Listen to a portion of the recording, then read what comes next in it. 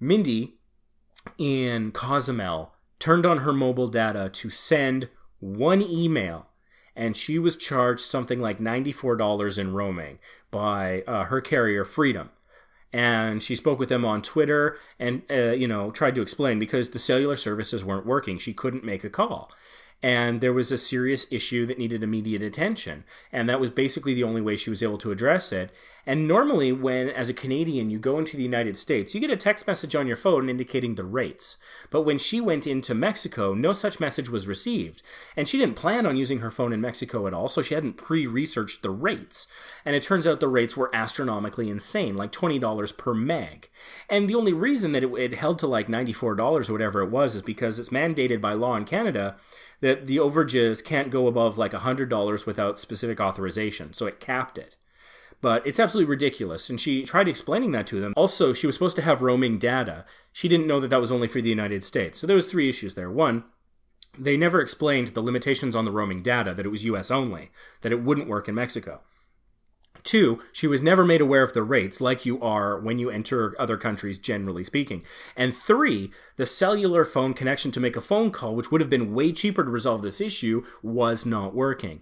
Even after pointing out those 3 things on Twitter and trying to talk to them by phone, they did very little for her. I think they knocked it down by like $5 or something, despite all of these things that they did to create the situation where she had no choice. When you get those little add-on packages, it drops it to a ridiculously small percentage of what she was charged. They should have been, I think, willing to go retroactive and say, we'll charge you as if you had had that add-on as a goodwill gesture because, like, the cellular services weren't working, for example, or we never told you of the rates, or we misled you about your package. And so she initially phoned in, and the person wasn't helpful, and she requested a supervisor callback. They said the supervisor callback would take 3 to 5 business days, which I think is unacceptable. I think 3 days maximum is kind of acceptable for that situation. I understand they probably don't have supervisors sitting on their hands waiting for, a callback to do, but 3 days I think is enough. So after 5 or 6 days goes by, she hears nothing. She starts contacting them on Twitter, and Twitter says, well, it's a legitimate charge, so we're not calling you back. And that was frustrating because what if there was more to the story? What if there was a service issue? What if there was a customer issue? What if there were unrelated things she wanted to discuss? The fact that they weren't willing to speak to her, I think, is horrible. And that's a very bad sign. Now, fortunately, I have the same provider. My experiences have been okay. The system the service is cheap.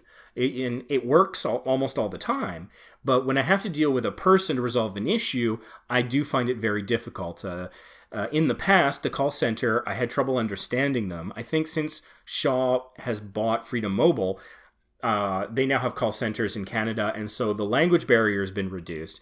But it still seems like dealing with people in store don't know as much as you would hope that they would know. They don't know what phones are compatible that they might not be selling themselves. I think they should have a database of that, an index, something where they could answer that question. When I went in to buy this new phone, I walked in and they had like this iPhone display with all these stands that iPhones should have been on, and none of them had phones on them. They were just loose cables and empty stands. And then I walk over and I'm looking at some of the lower priced models of other phones, and they had 5 phones on the wall with display models, price, and everything that were not available. They were out of stock. And I was upset because one of them actually looked pretty good. It was lower cost and a really good camera.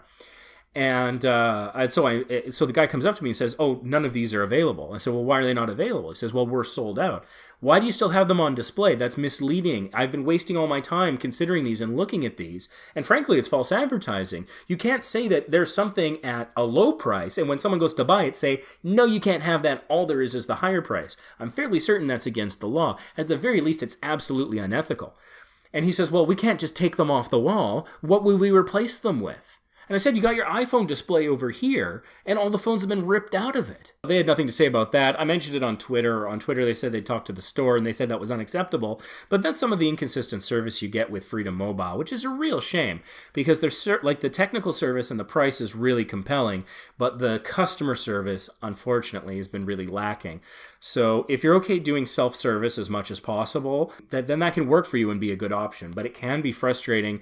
And the really unfortunate thing is they didn't make it right when it went wrong here. Years ago, I had a data overage of like 18 cents that the person at the call center said was too low to correct, which I think is ridiculous. And I eventually reached out to them on Twitter, and I think like the CEO's executive assistant contacted me, and they made it right that time.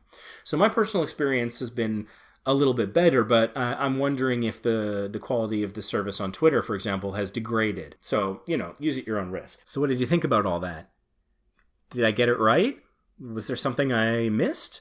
Let us know in the comments below. And if you like this video, please give it a thumbs up. It helps it be discovered by other people who might enjoy it as well. And if you'd like to see more videos like this, click here. And if you'd like to subscribe to the channel so you can know when new videos come out, just click here. Thanks for watching.